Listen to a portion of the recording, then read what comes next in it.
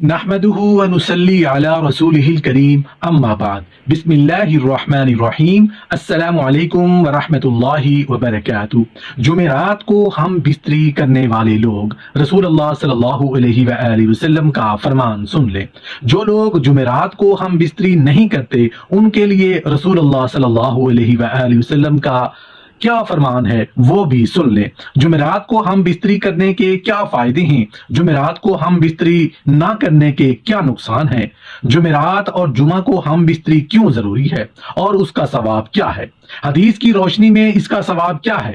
ہم بستری کا سنت طریقہ کیا ہے اور کون سے وقت میں ہم بستری کرنی چاہیے، بیوی کے ساتھ ہم بستری کی غرض سے سونا کیسا ہے اور بیوی کے ساتھ ہم بستری کی غرض کے بغیر سو جانا کیسا ہے، یہ تمام باتیں انشاءاللہ تعالی اس ویڈیو میں آپ کے ساتھ شیئر کی جائیں گی۔ شوہر کو ہم بستری کے لیے مناسب وقت منتخب کر لینا چاہیے، اس لیے کہ عورت حساس مزاج ہوتی ہے، لہٰذا اگر مرد اس سے ایسے وقت میں ہم بستری کرے گا جو اس کی مرضی کے خلاف ہو یا اس وقت وہ بیمار یا تھکی ہوئی ہو تو یہ عورت کے ساتھ زبردستی ہوگی جس سے عداوت اور بغض پیدا ہوگا۔ اتباع کا کہنا ہے کہ ہم بستری کرنے میں اعتدال سے کام لینا چاہیے، اور اعتدال یعنی میانہ روی یہ ہے کہ ہفتے میں یہ کام 2 مرتبہ کیا جائے۔ ہاں، خصوصی حالات یا طبعی اتار چڑھاؤ کے اعتبار سے انسان اس میں کمی یا زیادتی بھی کر سکتا ہے، لیکن اس میں زیادتی ہرگز نہیں کرنی چاہیے، اس لیے کہ اس سے جسم کو نقصان پہنچتا ہے، عقل کمزور ہو جاتی ہے اور انسان بے ہمت ہو کر کام کاج کے قابل نہیں رہتا، اور اسلام نے انسان پر جو ذمہ داریاں عائد کی ہیں انہیں پورا نہیں کر پاتا۔ ہم بستری 12 مہینوں کے تمام اوقات و ایام میں جائز ہے اور دن اور رات میں ہر وقت کی جا سکتی ہے، سوائے اس کے کہ مرد عورت روزے دار ہوں یا عورت حیض یا نفاس کی حالت میں ہو۔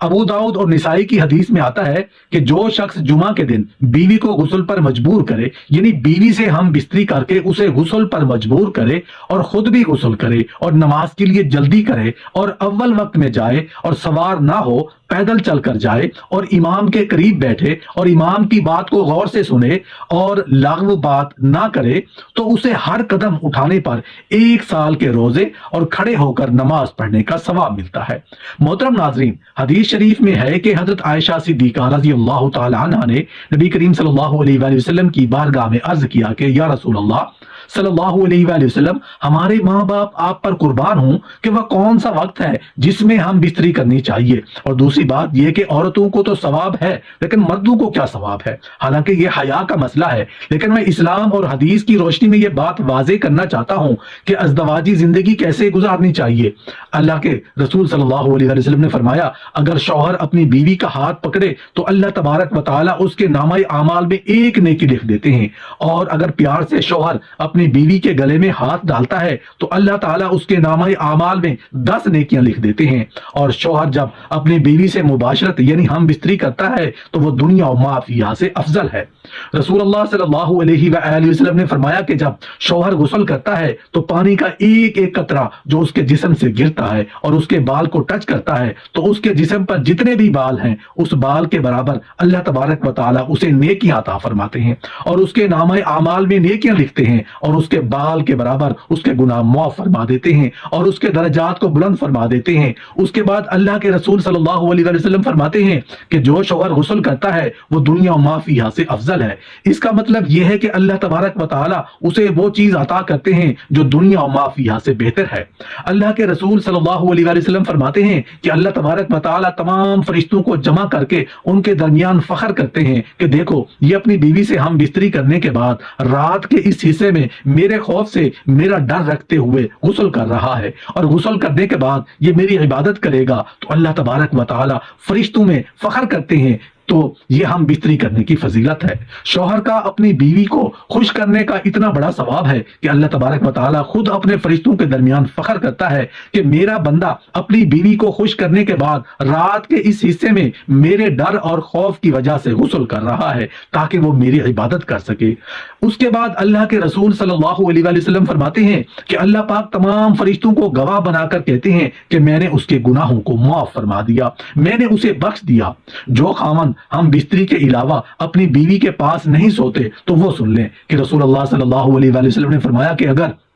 तुम्हारी बीवी हैज से हो या हम बिस्तरी की गर्ज ना भी हो तो अपनी बीवी के साथ सोओ, रात गुजारो, इसलिए कि जब आप अपनी बीवी के साथ रात गुजारोगे तो उसे हिम्मत मिलेगी, उसे खुशी हासिल होगी। जब आपकी बीवी खुश होगी तो अल्लाह के रसूल सल्लल्लाहु अलैहि वसल्लम फरमाते हैं कि इधर उधर सोने से अफजल ये है कि आप अपनी बीवी के साथ सोएं, क्योंकि अपनी बीवी के साथ सोना अंबिया कराम अलैहिमुस्सलाम की सुन्नतों में से है। अब बात करते हैं कि हम बिस्तरी का वक्त कौन सा बेहतर है और कौन कौन से दिन करनी चाहिए और कौन कौन से दिन नहीं करनी चाहिए। देखिए, हम बिस्तरी की इतनी बड़ी फजीलत है, सुन्नत यह है कि हम बिस्तरी जुमा की शब या जुमा के दिन करनी चाहिए। इसलिए कि इमाम बुखारी और रसूलुल्लाह सल्लल्लाहु अलैहि वसल्लम से रिवायत करते हैं कि आप सल्लल्लाहु अलैहि वसल्लम ने फरमाया कि जो शख्स जुमा के दिन गुस्ल जनाबत करे और फिर नमाज को जाए तो वो ऐसा है कि गोया उसने ऊंट सदका किया, और जो दूसरी घड़ी में जाए तो उसको गाय के बराबर सदका का सवाब मिलता है, और जो तीसरी घड़ी में जुमा के लिए जाए उसे सींगदार मेंढे के बराबर सदका का सवाब मिलता है,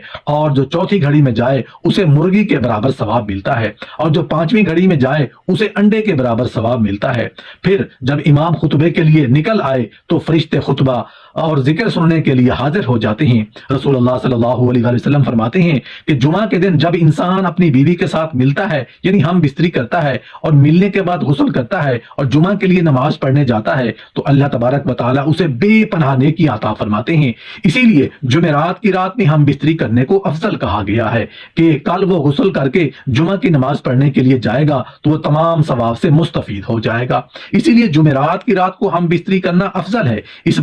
अब बात करते हैं कि हम बिस्तरी रात के किस हिस्से में की जाए। फुकाहाए कराम ने तहरीर फरमाया है कि हम बिस्तरी रात के तीसरे हिस्से में की जाए। जब आप तीसरे हिस्से में हम बिस्तरी कर लें तो इतना वक्त आपके पास हो कि आपको आराम का वक्त मिल जाए, क्योंकि दिन में आप काम मेहनत मुशक्कत करके आते हैं, तो आप रात के 2 हिस्से आराम कर लें और रात के तीसरे हिस्से में हम बिस्तरी करें और कुछ देर आराम करें ताकि आपको कमजोरी महसूस ना हो। हम बिस्तरी करते वक्त इस बात का ख्याल रखना चाहिए कि आपके पास कोई शीर ख्वार बच्चा भी ना हो, क्योंकि अगर आपके पास शीर ख्वार बच्चा होगा तो हम बिस्तरी में मजा नहीं आएगा और आप बेहतर तरीके से सुकून हासिल नहीं कर सकेंगे। हाँ, अगर बच्चा गहरी नींद में सोया हुआ है तो फिर कोई मुजायका नहीं। महीने की किन किन तारीख में हम बिस्तरी नहीं करनी चाहिए? आप किसी भी दिन किसी भी वक्त में हम बिस्तरी कर सकते हैं, लेकिन फुकाहाए कराम फरमाते हैं कि हम बिस्तरी दिन में ना करें, रात में करें, क्योंकि रात का वक्त हम बिस्तरी के लिए अफजल है। दिन में हम बिस्तरी करना कोई मना नहीं, मगर रात में ज्यादा बेहतर है। फुकाहाए कराम फरमाते हैं कि महीने की पहली तारीख, 15वीं तारीख और आखिरी तारीख में हम बिस्तरी नहीं करनी चाहिए। इसकी वजह यह है कि फुकाहा कराम लिखते हैं कि इन 3 दिनों में, यानी इन 3 तारीखों में शयातीन जमीन पर ज्यादा फैलते होते हैं। इस वजह से इंसानों को चाहिए कि वो अपनी बीवी से इन 3 रातों में हम बिस्तरी ना करें, इसलिए कि अगर वो करेंगे तो हो सकता है कि हम बिस्तरी के दरमियान शैतान भी दाखिल हो जाए। लिहाजा शैतान के ज्यादा फैलने की वजह से इन 3 दिनों में और 3 रातों में हम बिस्तरी ना करना अफजल है। अगर करेंगे तो नाजायज और हराम नहीं। जुमा की शब को हम बिस्तरी करने को मुस्तहब करार दिया गया है। हमारे सारे मर्द हम बिस्तरी करने के बाद फौरन उठकर चले जाते हैं, तो इस बारे में फुकाहाए कराम लिखते हैं कि जो शख्स अपनी बीवी के साथ हम बिस्तरी करके फौरन अलग हो जाता है तो उस वक्त उसकी बीवी की जहन में तशवीश पैदा होती है, अंदेशा पैदा हो जाता है, डर पैदा हो जाता है। उसके जहन में ये बात आती है कि उसका मतलब निकला और ये मुझसे अलग हो गया। यहां से इख्तलाफ शुरू हो जाते हैं। इसलिए फुकाहाए कराम लिखते हैं कि जब आप हम बिस्तरी करके फारिग हो जाएं तो अपनी बीवी के फारिग होने तक आप बिस्तर पर लेटे रहें, आप उसे गले से लगाए रहें ताकि आपकी बीवी को भी सुकून हासिल हो जाए, उसके जहन में किसी किस्म का इख्तलाफ ना हो। आप उससे सुकून हासिल करें और वो आपसे सुकून हासिल करे। जुमेरात की रात में हम बिस्तरी करना अफजल है और महीने की पहली तारीख, 15वीं तारीख और आखिरी तारीख को हम बिस्तरी ना करें तो बेहतर है। लेकिन अगर कोई इन तारीखों में हम बिस्तरी कर ले तो ये नाजायज और हराम नहीं। एहतियातन शयातीन से बचने के लिए इन तारीखों में हम बिस्तरी करने से मना फरमाया गया है।